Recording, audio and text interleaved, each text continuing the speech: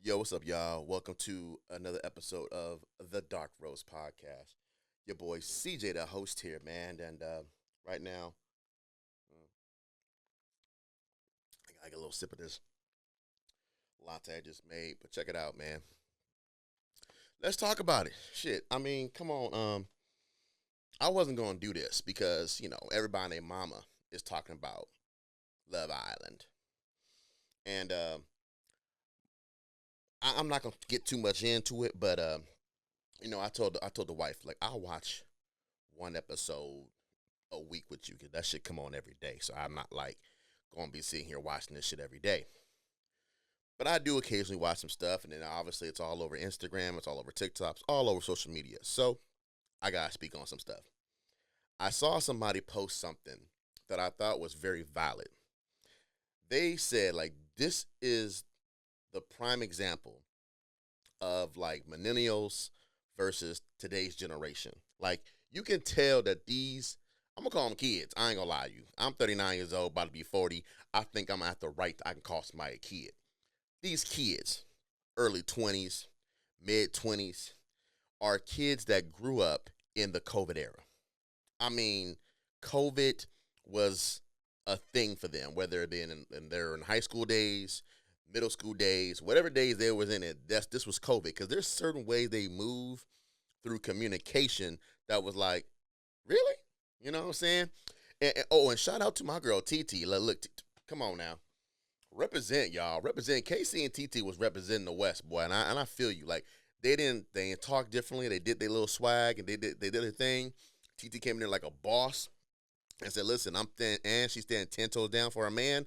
That's some West Coast shit. That's what I'm talking about. 10 toes down, y'all. And I appreciate her doing that shit like that. But Casey, yeah, you might have could have moved a slightly different, but I ain't think that you did anything that was wrong, brother. And not because you're black, but I'm just saying like that was some way how I felt about that situation. You know what I'm saying? You know, sincere, bro. I mean, I mean, nigga. I mean, I had to sip some coffee for that because I mean, they out for your blood, dog. They out for you, bro. I mean, people are trying to give old girl like endorsement deals so they not fuck with you. That's some crazy shit, nigga. When your daddy come on there and tell you doing wrong, he's probably saving face because he's like, dude, like, come on now, like, I can't be in the streets like this and people saying this stuff about me, like, how'd you raise such a kid? Because this is Love Island. Because after this, everybody's gonna be underneath a microscope for a little bit. You know what I'm saying? So but shout out to Sincere's dad coming and said, like, man, look, I didn't raise you like this, like for real, for real. You know what I'm saying? And then Melanie, I think Melanie, am I saying it right? I don't know. I don't watch the show that often, but her mama that came in talking that Spanish, come on now. She laid some wisdom down for everybody. I mean, she was the true winner of Love Island this season. Like shout out to Mama. She was saying some real stuff about, your heart is sacred. There's dudes out here trying to get the one chance, and you giving people second chances. I believe in second chances. Don't get me wrong, but hey, she right though. Like, there's some people out there like, come on, girl, come on this way, boy. I treat you right. I treat you right. And as far as my really thoughts on this whole entire show, this season was just super. It was just super sexual. I mean, like it was super soft porn. It was given taxi cab confession. Some of y'all might be too young for that shit, but I'm just saying it's giving off like some type of seduction island and all that's temptation island. Like, and some of these motherfuckers can't kiss. They just can't kiss. I was watching the After Sun show with the wife, and they brought up a cool fact about how like, well, not cool fact. They asked the girls in the show. I think it was Mackenzie, the Hispanic girl that's with I can't remember the fucking name. You guys know what I'm talking about. But they asked who were the best kissers on the island, and both of them, all of them said, well, Casey was a really good kisser.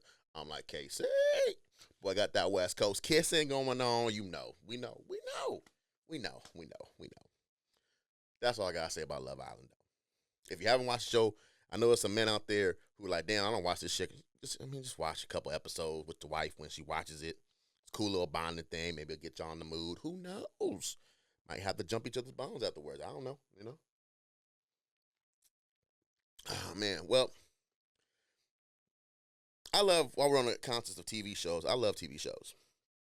I watch some what I probably feel is maybe some unregular shows that majority of the population probably don't watch. I'm just saying that because I haven't really met outside of one person that's watched this show that I've watched. It's this show Silo. I don't know if you ever seen the show Silo. Silo is like I love a good post-apocalyptic. I can't say the word right, but you know what I'm trying to say.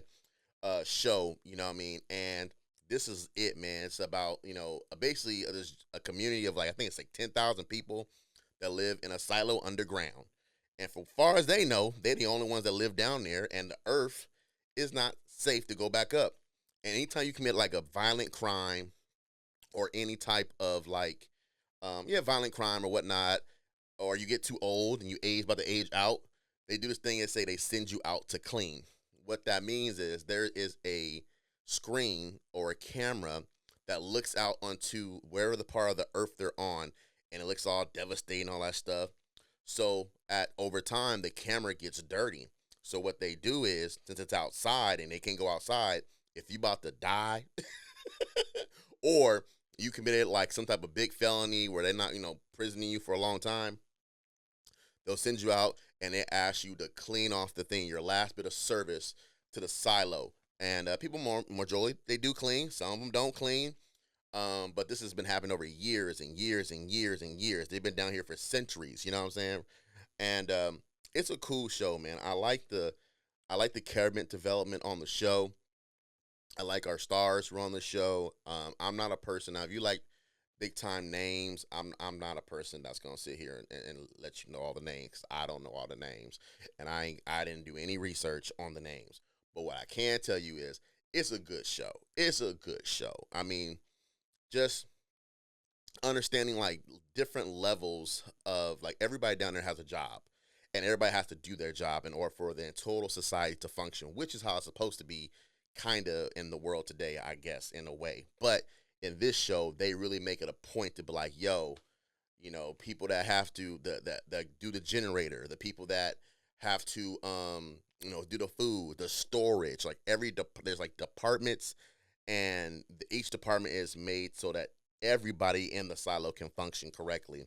And since it's a silo, they got hundreds of floors, bro. Like I don't know how many floors there is, but they have people that are messengers who have to like take messages up and down the silo stairs, which is crazy to think about, right? Diggers, miners, all kind of different things in this show. But the real caveat has been coming now. We're in the third season, and we're starting to find out why they're in the silo and what happened to get them down there.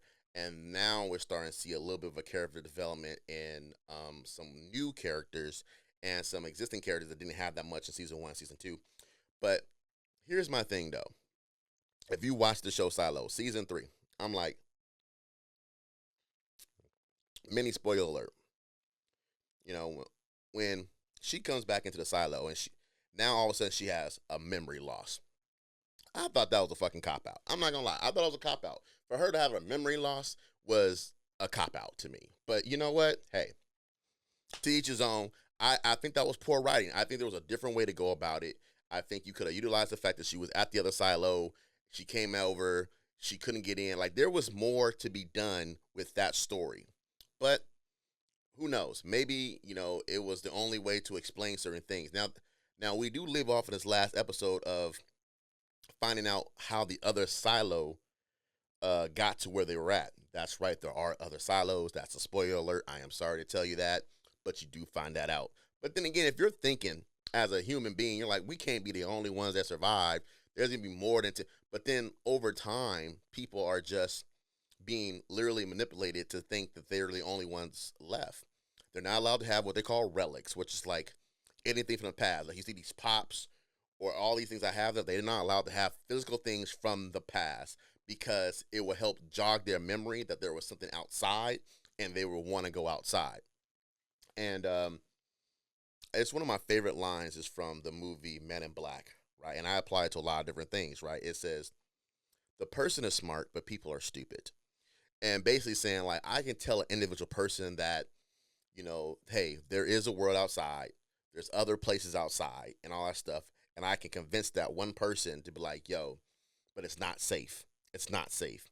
But if I tell the general masses of people, it mean widespread panic. It'd be panic. If Trump came on today, right, and I'm pretty sure, I mean, he has, but never like super officially said it. At least throughout my knowledge is, hey, I'm letting y'all know, aliens exist, and here's what they look like. And they came up with a picture of an alien, and like, we have captured these aliens, or they've been on this planet. Da da da da. Now you gonna have crazy motherfuckers out there looking for aliens. Then you're gonna have crazy motherfuckers out there trying to convince the government to let me see more of the aliens and all that shit. Like, because it's crazy. We got shows calling Finding Bigfoot. We got shows calling Finding Bigfoot, where they're trying to find a giant ass ape looking man that's walking around the earth. And it's a whole ass series. People be doing that. Can you imagine? It just we got the whole aliens on the ranch and all this stuff. I forgot what the name of the show is, but you know what I'm talking about. All these damn shows. But if you haven't watched it, Silo, I did a sidebar. But I can tell you the main show that I've been watching every Sunday is House of Dragons. Now, I'll be the first one to admit, I was never a big House of the Dragon fan. Love Game of Thrones. That's my favorite show of all fucking times. Game of Thrones is my shit. I live and breathe that show. Okay, matter of fact, I even host Game of Thrones trivia at the end of every show on Sunday at the Hound Bar. So if you're in LA, you're close to Southgate, see me at the Hound Bar. But listen up. I never loved House of Dragons. I didn't like the whole jumping of years. I didn't like the story. I didn't like the fact that we kind of know what houses are not going to be there because we watch Game of Thrones and all this stuff. But these last few episodes have got me saying, oh, okay, that makes sense. Now, the thing I'm not going to like is the fact that they're going to get rid of, and this is another spoiler alert, obviously, but I mean, it's not a spoiler if you watch Game of Thrones, but they're going to eventually, all the black people in House of Dragons, which I fucking love. There's a photo of all of House Valerian, the Sea Snake and his kids, all black. I mean, all black. And there's a picture of them on like them talking, and this is a father trying to do right by his kids that he had out of wedlock, and it was just like we got the black story we wanted, but we all know they're not going to be there in Game of Thrones because that house is dead. That house is dead. They're gonna die. That whole entire house.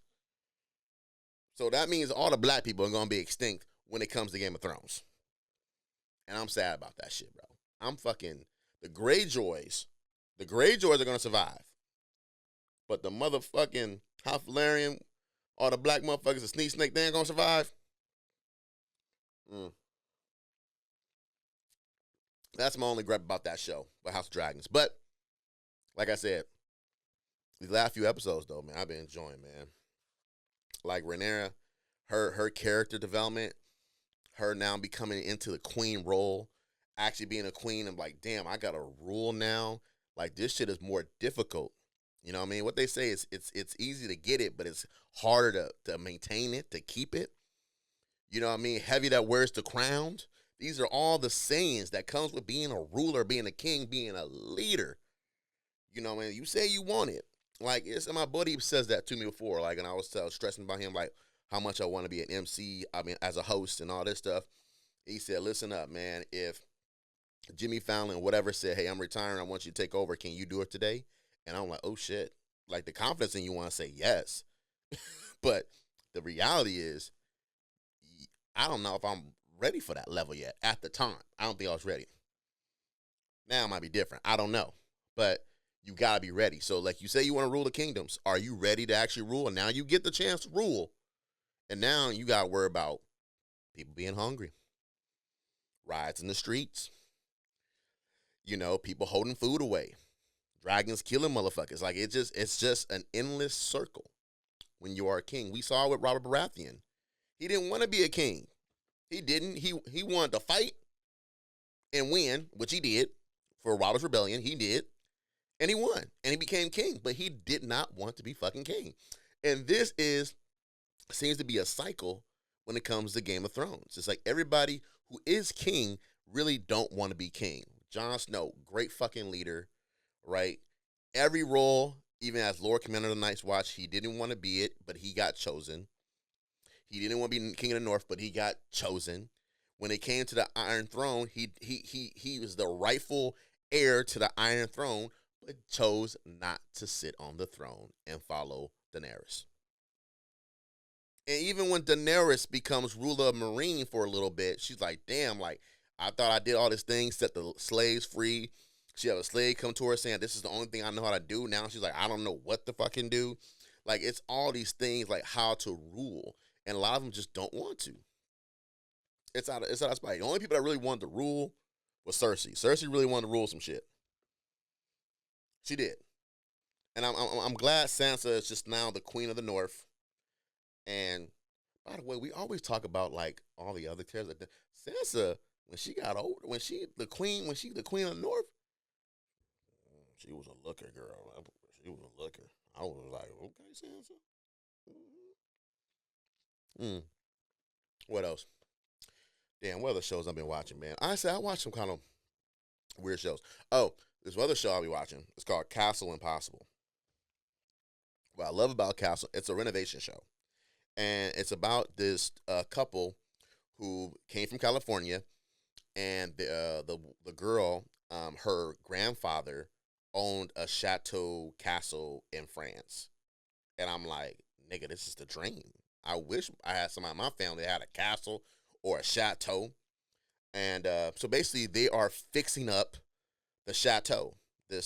And I'm just like, this is dope. They're doing a lot of renovations themselves. Whatever they can't do, they hire outside. And the way they have the money for this is because the grandfather had built a business on providing wedding venue at the chateau. So they do wedding services there, which helps pay for a lot of the renovations at the chateau. And they've upped their wedding inventory of events there. And now they're trying to have renovate more rooms in the chateau in order to bring in more money for the chateau. And it's crazy to think about, bro, because we say we want it, man. And then you got to think back in the day, how did they really pay for this shit? Because, well, now they explained to us that she had to pay an inheritance tax, and it was like close to $1 million, almost close to $1 million, I want to say, something like that. It was some big ass price, but she had to pay that before she can actually fully inherit that chateau. And then you're talking about centuries of just dated material in that chateau. So they got to updo plumbing, updo the windows. You know, they have a 2 to 3 football fields of just land. And the majority of the ones in front of the castle, the chateau, they have to, it takes the guy hours on top of hours to fucking mow the lawn. Can you imagine if you had to mow 2 football fields, every once a week? Like, come on, fellas. Come on now. Half of y'all don't like, y'all just like, I'm going to leave that shit up to the gardener and let him cut the grass. Some of y'all, y'all got like a small little, I don't know, maybe y'all in the backwaters of, Arkansas. I don't know, wherever you at. You got land, so you kind of understand the feeling of that. Here in Cali, we can't understand what the fuck that look like. Our little yard, we pay somebody $50 to come down, cut the yard out, whatever, do your thing. But over there, when he got to do that, crazy, man. And I don't know why I like this show. Maybe because I love a renovation show, because I'm like, I've always wanted a castle. Let's be real. That's like a fantasy of mine as a kid. Like, I want a fucking castle. I want a castle. Why not? And watching this show made me really think about it. Like, could I do it, man? Could I do what they're doing? I mean, like, it's a lot of DIY. They doing a lot of DIY. And then the guy's father just happened to be within construction. I don't know if this is and he was part of the military too, which is cool. And but it's just them two, man. But they're doing a great job. Castle Impossible. The show's on HBO Max. HBO Max. It's called Castle Impossible. Check it out, man. It's just a renovation show. it's just an easy watch, and it takes place in France. The chateau's about 15 minutes outside of France, so if you know, when I go to France, I gotta go see the chateau and hopefully walk around it because it's a show I've been watching. And they do, I do events and they do beautiful weddings there, man. And I'm just like, who would not? That's like a fairy tale, dude. Getting married at a castle, bro. Getting married at a castle. I wonder how much it costs. I need to look online and really see how much that shit costs to get married there at the chateau. I forgot the name of the chateau called, but they call it chateau something. Can you just, you know what I'm saying? Can you just, that's the ultimate flex. I got a mansion. No, nigga, I don't got a mansion. I got a chateau. I got a chateau. Half you niggas don't know what that shit mean. I mean, I don't even know exactly what chateau mean. I know that shit should mean big shit. A lot of land. A big castle looking house. That's what that shit mean. Well, but in the show, the dude, because they're boyfriend and girlfriend, they're technically not married yet. They're boyfriend and girlfriend. But so the guy, I say both from Cali. She go back and forth to France all the time because of her grandfather, so she knows fluent French, and he don't. And I didn't know this. In order for him to actually stay there for his visa, he has to learn the language, and he has to pass a test to learn the language to stay in there. I'm like, oh, bro, I have a hard time with Spanish. I had a hard time with Spanish. I don't know if I can learn some French. But I guess I would have to if I want to stay in that chateau. If I want to stay with my girl, I live in the chateau. Because I'm leaving. I'm leaving Cali if I get a chateau. I ain't gonna lie. If I get a chateau and I got a way to make money to keep that shit up, I'm leaving in a heartbeat. Shit.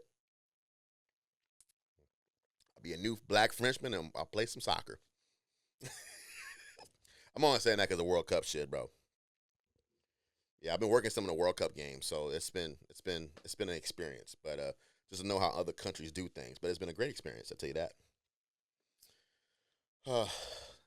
You know what, man? I think that's it. I mean, I'm watching some other shows, but there's nothing to really dive much more into.